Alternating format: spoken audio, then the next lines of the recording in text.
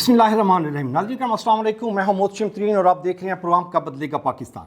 नाज़रीन करम, आज का हमारा प्रोग्राम स्पेशल इश्यूज़ पे है, वो है world day of social justice. और ये स्पेशल इशू है, बड़ा सेंसिटिव इशू है और बहुत इंपॉर्टेंट इशू है जिस पे पूरी वर्ल्ड फोकस कर रही है कि हमारे सोशल जस्टिस पे काम करना चाहिए हमें। और इसके लिए हमारे ये जो प्रोग्राम है इसको ऑर्गेनाइज़ करने में यूसीपी कैंपस जो है उसने बड़ी सपोर्ट की है हमें। ये बेसिकली यूसीपी मुल्तान कैंपस जो है उसकी इनिशिएटिव था उसामा सर का, हम आपका शुक्रिया अदा करते हैं। सर आपने अपॉर्चुनिटी दी कि हम इस इशू पे यहाँ पे प्रोग्राम ऑर्गेनाइज़ कर सकें। और हमारे जो गेस्ट हैं वो भी इसी हिसाब से स्पेशल हैं। सजाद जहानिया साहब हैं, कॉलमिस्ट हैं, नावल निगार हैं, कहानी नवीस हैं और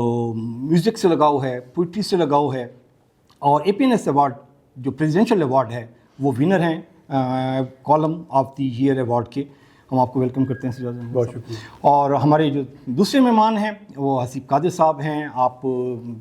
सीनियर लॉयर हैं सुप्रीम कोर्ट के और लॉयर्स की जो पॉलिटिकल मूवमेंट्स है उसमें भी बड़ा क्रिटिकल रोल प्ले करते रहे हैं। आप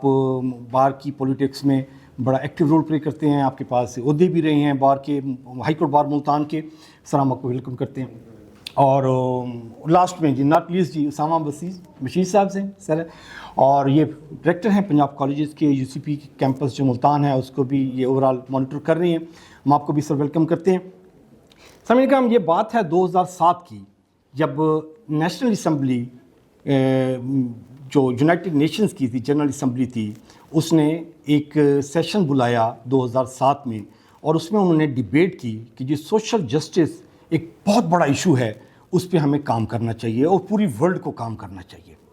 तो उसकी इम्पोर्टेंस को देखते हुए 2009 में पहली दफ़ा ये सोशल जस्टिस डे सेलिब्रेट किया गया और 2009 के बाद ये ऑनवर्ड हर साल 20 फरवरी को ये डे सेलिब्रेट होता है, थ्रू आउट द वर्ल्ड होता है। इस पर टॉक शोज़ होते हैं, इस पर डिबेट्स होती हैं, इसमें सेमिनार्स होते हैं, अवेयरनेस कैंपेन्स लॉन्च की जाती हैं, वॉक्स अरेंज की जाती हैं कि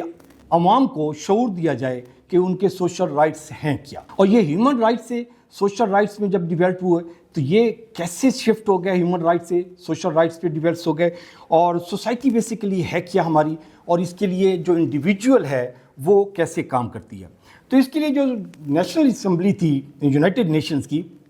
उसने बेसिकली कहा कि हमें नेशनल लेवल पे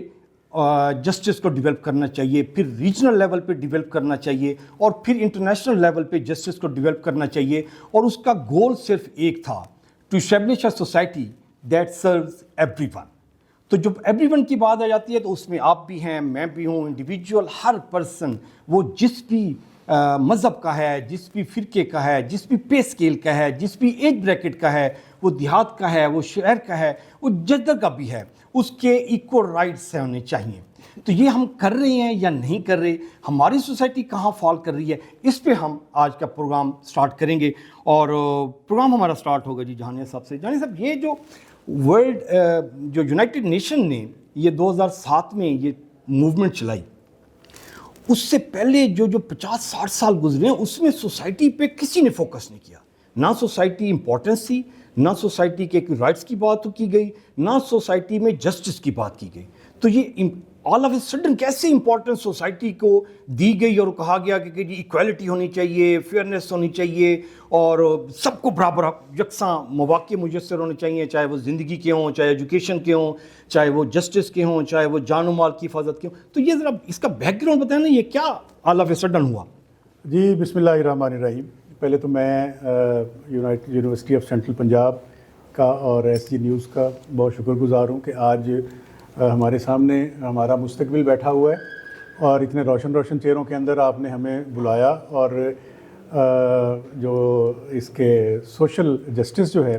इसके दिन के हवाले से गुफ्तगू करने का और बल्कि बच्चों के भी ख्यालात सुनने का मौका जो है वो दिया। अच्छा, ये 2009 में आपने फरमाया, 7 में एहसास हुआ, 9 में, लेकिन ये मैं ये समझता हूँ कि ये कोई आज की बात नहीं है। इसको हमने या अक़वाम मुत्तहिदा ने इसको तस्लीम करके और इसको सेलिब्रेट करना ताकि जो शऊर है वो बेदार हो पब्लिक के अंदर और लोगों के अंदर, वो शुरू किया। लेकिन ये इस पे काम तो बड़े अरसे से, बड़ी मुद्दत से इंसान جب سے درختوں سے اترا ہے اور جب سے غاروں سے نکلا ہے تو وہ اسی ایکویلٹی کے لیے اور اسی اپنے حقوق کے لیے جو ہے وہ جنگ یا لڑ رہا ہے یا کوشش کر رہا ہے. دیکھیے اب اگر ہم جدید دور میں آ جائیں تو جدید دور سے مراد پچھلے 100-200 سال ہیں. تو اس میں جو ایک بنیادی ڈھانچہ جسے ہم گرے اسٹرکچر کہتے ہیں, کسی بھی ملک کا وہ گرے اسٹرکچر آئین ہوتا ہے. وہ آئین کیا ہے؟ وہ اس کی بنیادی طور پہ جہاں پر وہ ڈیفائن کرتا ہے کہ یہ ملک کیسے رن ہوگا, اس کی گورنمنٹ کیسی ہوگی اور اس کو ہم کیسے چلائیں گے. اس میں ایک بڑا اس کا جو پہلو ہے کسی بھی ملک کے آئین کا, وہ انسانی حقوق ہوتے ہیں کہ اس ملک کا جو بھی کوئی شہری ہوگا اس کو یکساں حقوق حاصل ہوں گے. اگر جو اسٹیٹ جو ہے وہ صحت کی سہولت دے رہی ہے, تعلیم کی سہولت دے رہی ہے, کوئی مواصلات کی, سڑکوں کی یا کوئی بھی سہولت جو دے رہی ہے, اس پہ سب کا برابر اور بنیادی حق ہوگا. اچھا, یہ ہمارے ہاں آئیڈیلسٹک چیز ہے, ایک یہ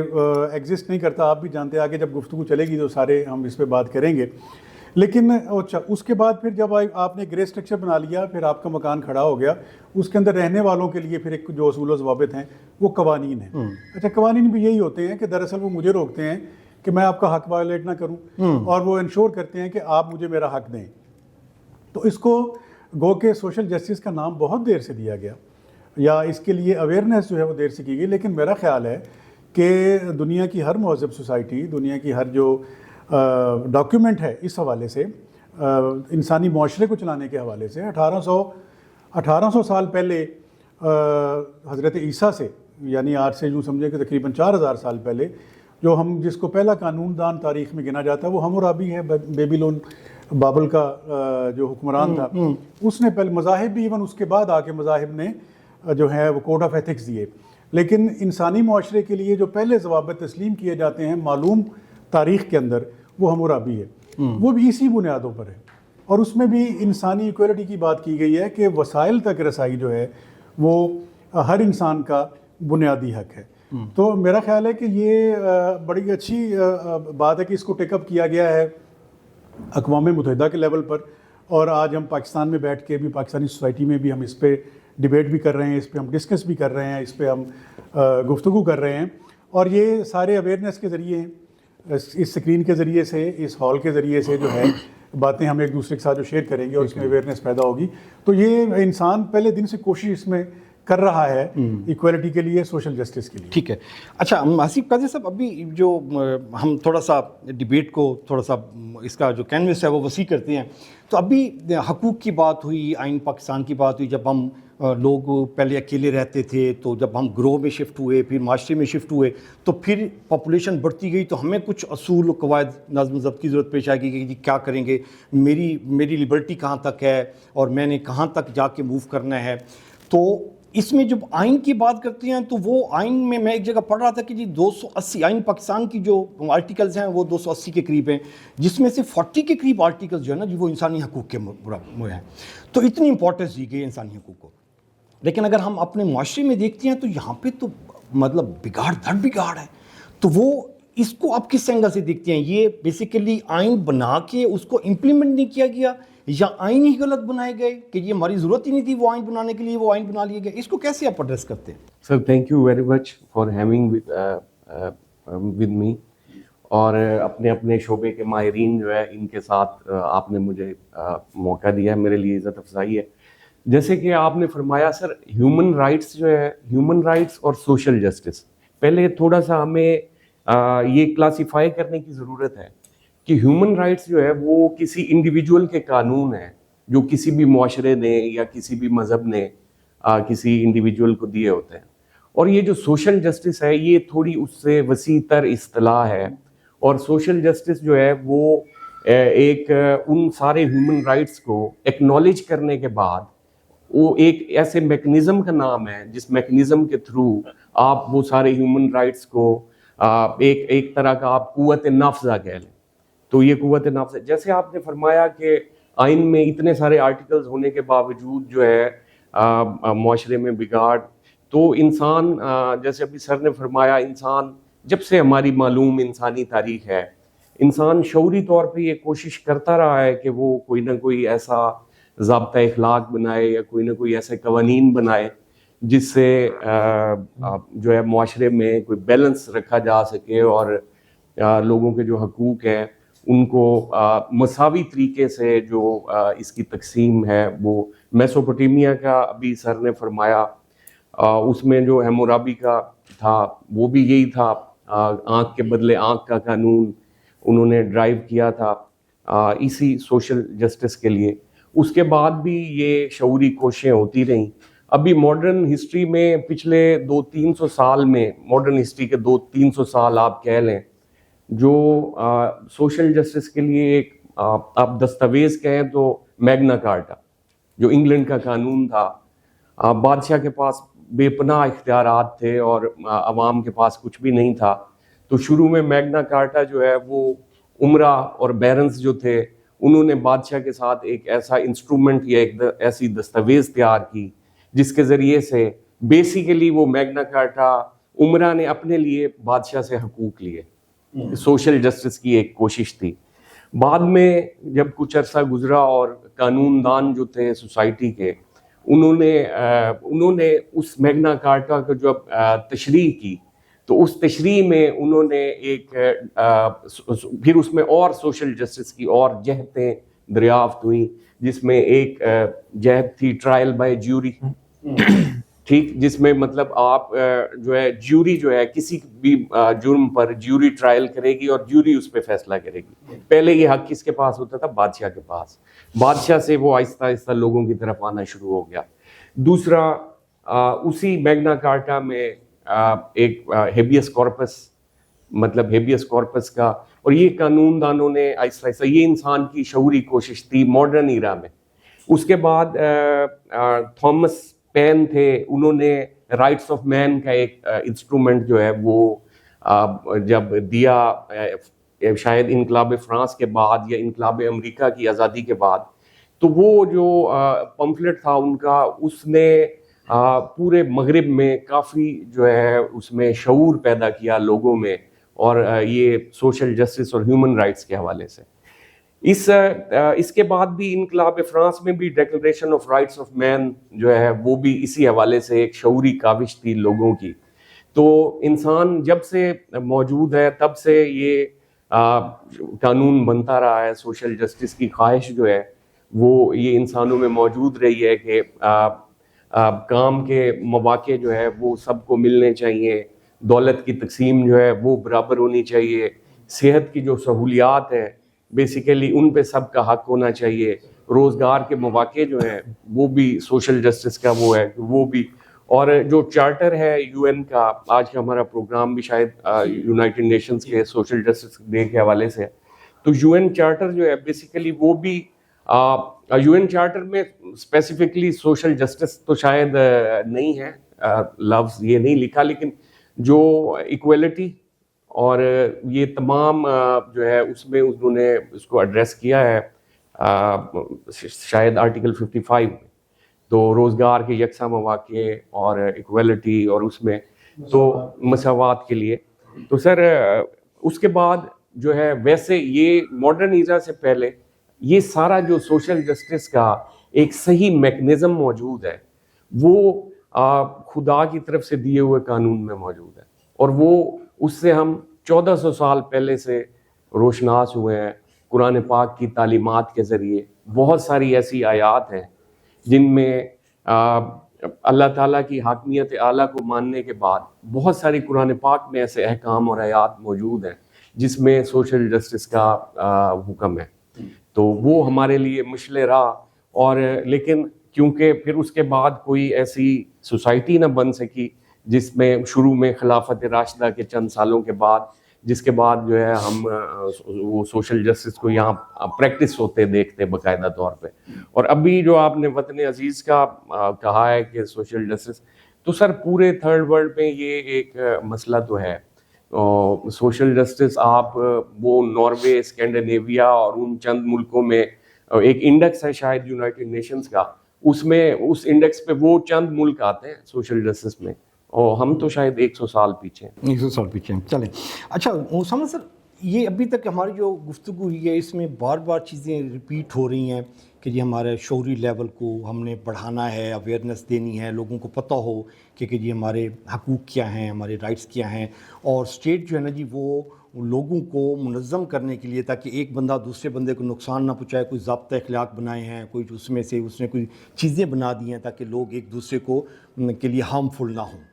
تو یہ جب شعوری لیول کی بات آ جاتی ہے تو پھر ہمارا شعوری لیول کے لیے ہمارے پاس جو پیرامیٹرز آ جاتے ہیں جس کو ہم جج کرتے ہیں, وہ ہم کہتے ہیں کہ جی سب سے پہلے ماں ہے جو اس کو بچے کو تربیت کرتی ہے, شعور دیتی ہے. پھر اس کے بعد ہمارا ایجوکیشن سسٹم ہے, اسکولنگ ہے, کالج ہے, یونیورسٹیز ہیں. تو یہ ہیرارکی میں چلے جاتے ہیں. تو ہم اگر پاکستان کو دیکھ لیں تو اس میں کہاں لیک کرتے ہیں, آپ کیا سمجھتے ہیں کہ جی وہ ماں کا, یا پرائمری ایجوکیشن, اس کے بعد ہائی اسکول کی ایجوکیشن, کالج, یونیورسٹیز. تو ایجوکیشن سسٹم کو ہم شعوری لیول میں کنٹریبیوشن کہاں تک دیکھتے ہیں؟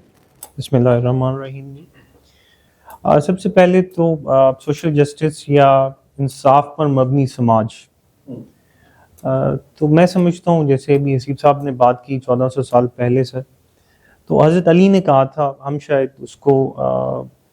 انصاف کے نظام کی طرف لے جاتے ہیں, لیکن ان کا مقصد سماجی انصاف تھا کہ انصاف پر مبنی معاشرہ جو ہے,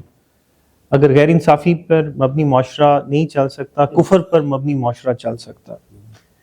تو یہ ہم نے دیکھا موجودہ دور میں بھی کہ وہ معاشرے جن میں سماجی انصاف تھا یا جن میں سوشل جسٹس تھا, وہ معاشرے جو ہیں وہ آج فرسٹ ورلڈ کہلاتے ہیں, اور ایسے تمام معاشرے جن میں سماج جو ہے وہ تقسیم ہے مختلف طبقات کے اندر, وہ سیکنڈ ورلڈ اور تھرڈ ورلڈ کہلاتے ہیں. ابھی بہت ساری ڈیولپمنٹس ہوئیں. اچھا, ایک ڈیولپمنٹ بڑی مزے کی تھی کہ یو این نے پاورٹی کی ڈیفینیشن بدل دی. ایک وقت میں پاورٹی, بہت سارے ہمارے یہاں اسٹوڈنٹس ہیں شاید اکنامکس کے بھی ہوں, تو سمجھا یہ جاتا تھا کہ ایسا بندہ جو لیس دین $2 اے ڈے کما رہا ہے وہ پور ہے. اچھا, ایک ماڈرن ڈیفینیشن یہ آئی کہ ہر وہ بندہ کسی بھی معاشرے کا, اگر آپ نے لیول جج کرنا ہے پاورٹی کا یا اس کے رچ ہونے کا, تو آپ یہ دیکھیں گے کہ اس معاشرے کے اندر انڈیویجولس کو اس معاشرے کی اکنامک لائف کے اندر اینڈ سوشل لائف کے اندر اینڈ پولیٹیکل لائف کے اندر پارٹیسپیٹ کرنے کی اپرچونٹی کتنی ہے, اور جتنی اپرچونٹی یکساں ہے اور برابر ہے اتنا وہ معاشرہ سمجھا جائے گا کہ بہتر معاشرہ ہے, اور جتنی وہ اپرچونٹی کم ہے وہ اتنا پور معاشرہ گنا جائے گا. صحیح. تو یہ ایک بڑی بہترین اور بڑی مزے کی ڈیولپمنٹ تھی, جس کی وجہ سے بہت سارے ملکوں نے اس پر فوکس کرنا شروع کیا کہ وہ ایسے مواقع دیں. اور ہم دیکھتے ہیں, ہم اکثر بات کرتے ہیں کہ بہت ہمارے بلکہ نیبرنگ کنٹری میں ایک چائے بیچنے والا جو ہے وہ وزیر اعظم تھا, اور اسی طرح سے دنیا کے بہت سارے ملکوں میں ہم دیکھیں کہ اگر امریکہ کی ہم بات کریں تو وہاں پر کالے جو تھے ایک وقت میں ان کو سٹیزن بھی تسلیم نہیں کیا جاتا تھا, پھر ایک وقت میں ہم نے دیکھا کہ وہ پریزیڈنٹ بھی بنے امریکہ کے. اسی طرح وہاں جینڈر بائس بہت زیادہ تھا, اور پھر ہم نے دیکھا کہ خواتین جو ہیں ان کی پریزیڈنٹ کی دوڑ میں بھی شامل ہوئی. تو اگر ہم اپنے معاشرے کی بات کریں تو میں سمجھتا ہوں کہ کچھ حوالوں سے ہمارا معاشرہ جو تھا وہ بڑا بیلنسڈ معاشرہ تھا, لیکن کچھ وجوہات کی بنیاد پر اس میں آج سماجی تقسیم بہت زیادہ بڑھ گئی. ہمیں سب سے پہلے ڈٹرمننٹس کے اوپر بات کرنی چاہیے کہ وہ کیا ڈٹرمننٹس ہیں جن سے ہم یہ جج کر سکتے ہیں کہ کسی معاشرے کے اندر سماجی انصاف مہیا کیا جا رہا ہے یا نہیں. اور وہ میرے دوستوں نے اس پہ بات کی یقیناً کہ اس میں آپ دیکھتے ہیں کہ آپ کا ایجوکیشن سسٹم کیا سب کے لیے یکساں ہے یا نہیں, آپ کا ہیلتھ فیسلٹیز سب کے لیے یکساں ہے یا نہیں, آپ پولیٹیکل موو میں پارٹیسپیٹ کرنا چاہتے ہیں تو کیا ایک غریب کا بچہ بھی آپ الیکشن لڑ کے آگے آ سکتا ہے یا نہیں آ سکتا. اسی طرح سے آپ کا انفراسٹرکچر سب کے لیے ایک جیسا ہے یا نہیں ہے. اگر ہم ان ڈٹرمننٹس کی بات کریں تو میں یہ سمجھتا ہوں کہ شاید تھرڈ ورلڈ یا ہم جیسے معاشرے میں جان بوجھ کر ایک ایسا ماحول کریٹ کیا جاتا ہے جس میں ہیو اور ہیو ناٹس کے درمیان ایک فرق رہے, اور یہ جتنے بھی ڈٹرمننٹس ہیں ان کو جان بوجھ کر 2-3 سیگمنٹس میں تقسیم کیا جاتا ہے. جیسے پاکستان کی ہم بات کریں, ایجوکیشن سسٹم کی بات کریں, تو ابھی آپ نے مجھ سے پوچھا, اور چونکہ میرا فیلڈ بھی ایجوکیشن ہے, تو یہاں پر ایک ایلیٹ کلاس ایجوکیشن بنا دی گئی جس میں کچھ ایسے ادارے تھے جہاں صرف ایلیٹ کے بچے پڑھ سکتے تھے. آپ سمجھتے ہیں اگر ہم ایچیسن کی بات کریں یا کچھ اور اداروں کی بات کریں. پھر اس کے بعد انگریزی میڈیم اور اردو میڈیم بنا دیے گئے, اور پھر اردو میڈیم میں بھی ایک سرکاری اردو میڈیم تھے, ایک پرائیویٹ اردو میڈیم تھے, اور پھر اس کے ساتھ ساتھ مدرسہ سسٹم لانچ کر دیا گیا, اور پھر مدرسہ میں بھی مختلف پھر کیا ہو گیا کے مدرسے.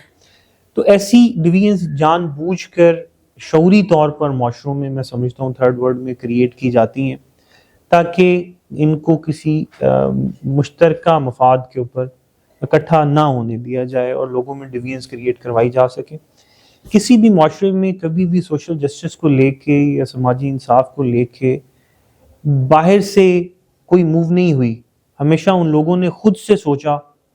اور خود سے ایفرٹس کی اور خود سے وہ اپنے آپ کو انہوں نے اس طرح سے اپلفٹ کیا. اس میں بڑی امپورٹنٹ اگزامپل جرمن کی ہے سر, کہ ایسٹ جرمنی اور West Germany second world war کے بعد ڈیورنگ کولڈ وار جب ایک پورشن سوویتس کے پاس چلا گیا اور ایک امریکنز کے پاس چلا گیا, امریکن بلاک میں, اور دیوار برلن بڑی مشہور تھی, اور دو بالکل مختلف طرح کی ڈیولپمنٹس تھیں کہ ایسٹرن جرمنی جو تھا وہ بالکل ایک طرح سے پسماندہ, اور ویسٹرن جرمنی جو ہے وہ بہت بڑی اکانومی. اور آپ کو پتہ ہو شاید کہ پچھلے بہت سارے کچھ سالوں تک جرمنی دنیا کی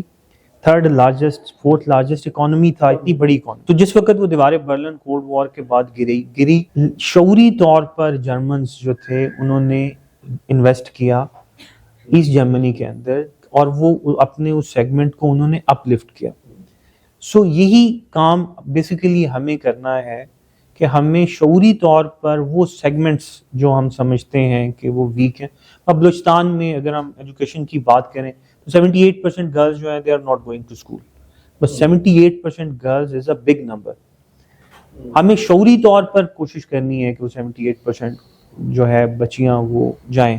ہمیں شعوری طور پر کوشش کرنی ہے کہ پاکستان کے اندر اس وقت 26.2 million students are out of school, children are 26.2 million in Pakistan is a big number. ہمیں شعوری طور پر کوشش کرنی ہے کہ ہم ان کو اسکولوں کے دروازوں تک لائیں. سو یہ شعوری کوششیں جب تک اس سیگمنٹ کی طرف سے نہیں ہوں گی تو اس میں رول سر کون پلے کرے گا؟ اتنی بڑی نمبر آپ بتا رہے ہیں, 26 ملین کی فگر بتا رہے ہیں, تو اس میں اسٹیٹ کا رول ہے یا انڈیویجولز کا رول ہے یا جو ایجوکیشن سسٹم میں ہے ان کا رول ہے؟ سر یہ گزارش کر رہا ہوں کہ ابھی ہم سب نے رائٹس کی بات کی نا سر, بل آف رائٹس کی یا میگنا کارٹا کی یا کوڈز آف ہیمورابی کی. سر رائٹ کا کانسیپٹ ڈیوٹی کے بغیر نہیں ہے, ٹھیک ہے, یہ دونوں انٹر لنکڈ ہیں. انفارچونیٹلی اس میں شاید میں بھی شامل ہوں گا, جب ہمیں رائٹ لینے کی باری آئی ہمیں صرف ایک چیز سکھائی گئی کہ ہمیں اپنا حق لینا ہے. اچھا اس حق کے لیے میں اہل ہوں یا نہیں, ہمیں آج تک اس کے بارے میں سوچنا بھی نہیں سکھایا گیا. سو فرسٹ ڈیزرو دین ڈیزائر ہمیشہ کامیاب معاشروں کی ایک نشانی ہوتا ہے. سو جب تک ہم ڈیزرو نہیں کرتے, ہمیں ڈیزائر نہیں کرنا چاہیے, ہمیں فرسٹ ڈیزرو کرنا چاہیے, پہلے ہم ڈیزرو کریں. سو جب ہم سوشل جسٹس کی سر بات کرتے ہیں, جب ہم سماجی انصاف کی بات کرتے ہیں, جب آپ ہیومن رائٹس کی بات کرتے ہیں, تو ہمیں سب سے پہلے یہ دیکھنا ہے کہ ہمارا جو کنٹریبیوشن تھا ٹورڈز جسٹس. سوشل جسٹس یہ ہے کہ اگر میں روڈ یوز کرنے کا اختیار سب کو ہے تو کیا میں اپنی لین میں گاڑی چلا رہا ہوں؟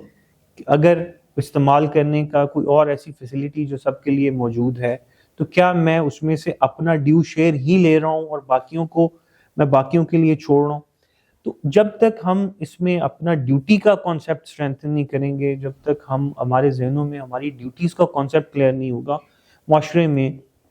نہ سوشل جسٹس ہوگا, نہ ہی ہیومن رائٹس کا کانسیپٹ ہوگا, اور نہ ہی ایک اچھا معاشرہ تشکیل پا سکتا ہے. اچھا سجاد جہانیہ صاحب, اگر ہم تھوڑا سا جیسے آپ ابھی بتا رہے تھے کہ جی نون ہسٹری جو مین کائنڈ کی ہے اس میں معاشرے پہ کام ہوتا جا رہا تھا, تو انسان بنیادی طور پر تنہائی پسند تھا جی, دوسروں سے ڈرتا تھا, پھر وہ ضروریات کی بیس پہ اس کو مجبوری میں دوسروں کے ساتھ انٹریکٹ کرنا پڑا کہ جی میری ضروریات آپ سے وابستہ ہیں, آپ کی کسی اور سے وابستہ ہیں, تو یہ گروہ کی شکل میں بنتے گئے, پھر معاشرہ تشکیل میں آئے. تو اس وقت تک جو معاشرتی لیول کے جو قانون تھے, جس کو ہم رسم و رواج کہہ لیں, جس کو ہم ٹرائب کے قانون کہہ لیں, جس میں ہم اخلاقی قدریں کہہ لیں, اس وقت تک وہ بڑے زبردست تھے. پھر کہیں پہ दौलत घुस गई। फिर इसकी दौड़ में हम ऐसे चले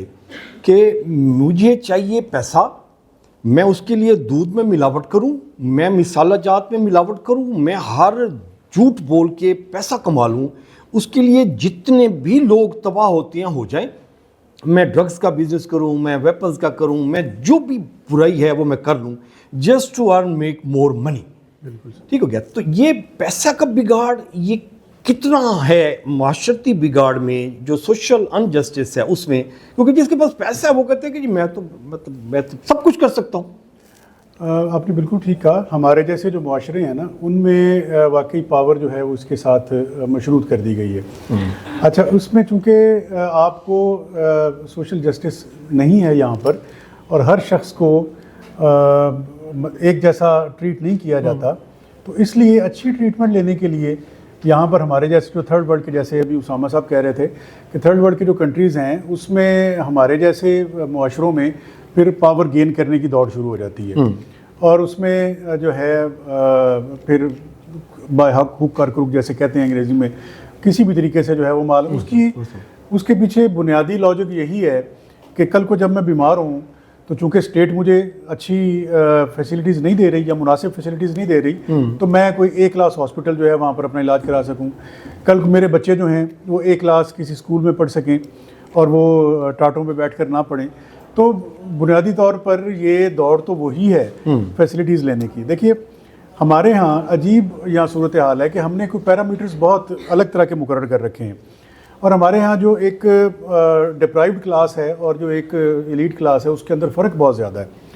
मुहज़्ज़ब दुनिया ने इंसान की कुछ बुनियादी ज़रूरियात तयन कर दी हैं। मसलन आपको एक छत चाहिए, मुझे भी एक छत चाहिए, आपको और मुझे एक सवारी चाहिए, आपको और मुझे मौसम से लड़ने के लिए, क्योंकि नेचर के ख़िलाफ़ ही तो हम निकले थे ना, दरख्तों से उतरे थे और गारों से निकले थे, हमें गर्मी सर्दी तंग करती थी, तो हमें उसका भी तहफ़्फ़ुज़ चाहिए। मुहज़्ज़ब मुल्कों में या वहाँ जो लोग जिन्हें हम यहाँ दर्जा चाहरम के लोग कहते हैं, हाथ से काम करने वाले लोग जो है ना, वो जो शीशे साफ़ करने बिल्डिंग के आएगा ना, वो भी अपनी गाड़ी पे आएगा, क्योंकि वहाँ बुनियादी ज़रूरत है सवारी। उसके बाद उसके घर में अगर गर्मी में रहता है तो एयर कंडीशनर भी लगा हुआ होगा। हमारे यहाँ वापडा को पता चल जाए कि फ़लाँ के घर एयर कंडीशनर है, वो गरीब उसको चलाए या ना चलाए, उसको बिल इतना भारी चला जाएगा, क्योंकि हम अभी तक उसे अयाशी के ज़ुमरे में जो है वो समझते हैं या गर्दानते हैं। तो ऐसे माशरों में फिर लोग हर तरह के जो रवैये हैं वो इख्तियार करते हैं, और जिसका हमें सामना एक मिलावट हो या दूसरे बाकी सिलसिले। लेकिन गुजारिश है कि यहाँ अभी चेंज की बात हो रही थी कि चेंज, आपने सवाल किया था कि चेंज किस तरह से आएगी, तो मैं एक अल्लामा इकबाल का शेर है जो उन्होंने कुरान की आयत के को उन्होंने ढाला हुआ है शेर में, मुझे आयत याद नहीं है, मैं सुना देता हूँ। शेर बड़ा मशहूर है कि खुदा ने आज तक उस कौम की हालत नहीं बदली, ना हो जिसको ख्याल आप अपनी हालत के बदलने का। तो उसके लिए एफर्ट हमें खुद ही करनी पड़ेगी। बड़े अफसोस के साथ मुझे कहना पड़ता है ऐसे बरसबील तस्करा कि हमारे यहाँ एक ड्रामा राइटर हैं, उनका नाम है खलीलुर रहमान कमर साहब। अच्छा, वो उनके ड्रामे जो मैंने एक दो देखे हैं उसमें वो ख़वातीन को निशाना सितम बनाते हैं, तज़हीक करते हैं, तज़हीक की हद तक चले जाते हैं। लेकिन अलमिया ये है कि मैं एक दो तकरीबात में उनके साथ, ये भावलपुर में लिटरेरी फेस्टिवल था, वहाँ वो भी तशरीफ़ लाए हुए थे और मैं भी, तो जब उनको बुलाया जाता है तो उनकी सबसे ज़्यादा फ़ैन भी ख़वातीन हैं। तो मतलब ये है कि जो लोग ख़वातीन के हकूक़, हम ये नहीं कहते कि वो मेरा जिस्म मेरी मर्ज़ी वाले भी हम नहीं हैं, लेकिन ख़वातीन को एक इक्वल और बराबर और यकसा हकूक़ जो हैं वो सोशल जस्टिस की बुनियाद है, किसी भी मुआशरे की जो है वो बुनियाद है। तो ख़वातीन को, मेरी बेगम को एक उनकी कुलीग ने एक किताब गिफ्ट की, उसने कहा जी अपने शौहर को ज़रूर पढ़वाइएगा। उसमें वो मुझे कल परसों बेगम ने बताया कि 6 महीने से मेरी दराज में पड़ी हुई है दफ्तर के, मैंने आपको नहीं दी, क्योंकि उसमें मर्द की जो सुपीरियरिटी है ना, मतलब पिटाई करने से लेकर और बाकी वो सब उसका दर्स दिया हुआ है, खातून ने किताब लिखी है। तो मैं बच्चों यहाँ मेरी बेटियाँ ज़्यादा बैठी हैं, कतई ये मकसद नहीं है आपको कहना, लेकिन ये इनके अंदर अब खुद जब तक शऊर नहीं आएगा और जब तक खुद अंदर एक अर्ज पैदा नहीं होगी कि नहीं, हम वही दिमाग हमारे पास है, वही दिल हमारे पास है, वही सोच हमारे पास है, वही 2 हाथ 2 पाँव हमारे पास हैं, और हम किसी तरह से भी कम नहीं है, हमारी कोई फैकल्टी ऐसी नहीं है जो मर्द से कम हो।